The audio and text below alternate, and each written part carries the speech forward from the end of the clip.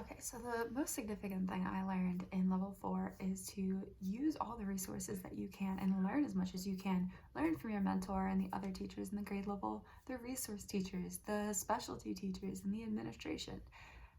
Everyone in the school, they all have so much to give. They all have so much experience and knowledge. Soak in as much as you can and learn as much as you can. Collaborate with them, because when you do that, you learn so much more to take into your future career, but you also learn so many more ways that you can support the students that you are working with every single day. The second question is, what behavior management strategy I found to be most effective?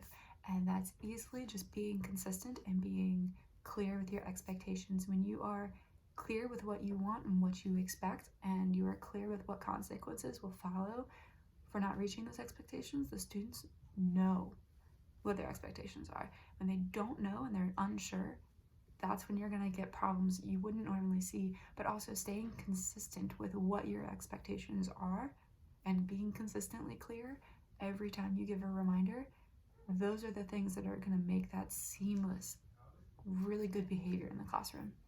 The third question is, what do I feel is my best quality as a teacher? And that's easily building relationships with my students. I took the time to talk to each of them, took the time to get to know them personally and be there for them and support them on the good days and cheer for them, or support them on the bad days, cheer for them on the good days. And that made a huge difference in how I was able to teach them. That also helped me learn what they personally felt they needed support in, and having that communication and that trust with my students where they could tell me where they felt like they were struggling meant I didn't need to go look at their data from a test. Most importantly, I needed to help them feel supported, and then I can look at what they're doing wrong that they might not realize. But when you support a student in what they feel like they personally are doing well, you give them the motivation and the confidence to do better. And that is so important, especially with 5th grade when they're already kind of nervous about going into middle school next year.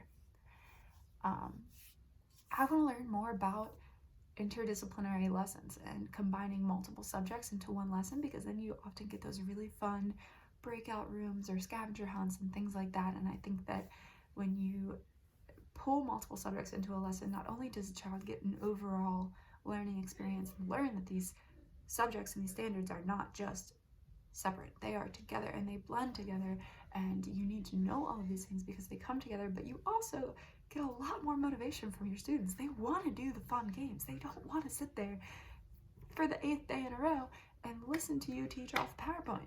They want to play the game. So if you can teach and pull in an overall learning experience for them that they think they're winning at because they get to do something fun instead of out of a book, that's a win for everyone. So I would love to learn more about that.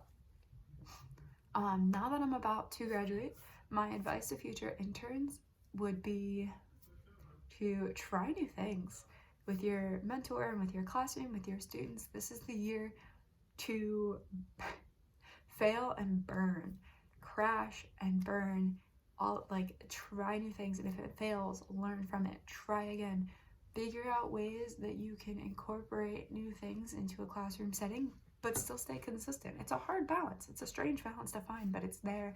And I promise you, if you have a mentor that's going to let you try new things, do it. And my mentor and I kind of talked back and forth about a lot of different things, and I ended up changing around a lot of her room and pulling in a lot of new programs and behavior management strategies and small group instruction.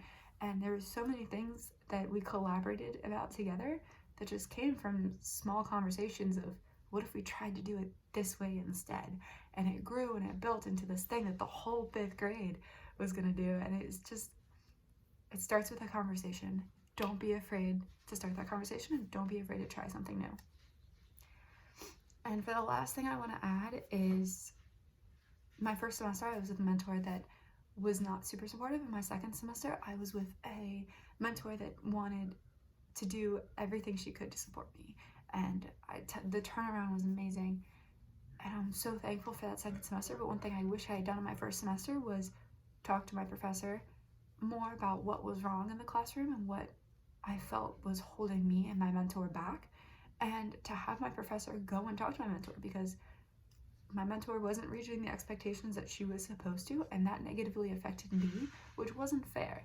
And I didn't want to tell my professor because I didn't want it to seem like I was tattling on my mentor.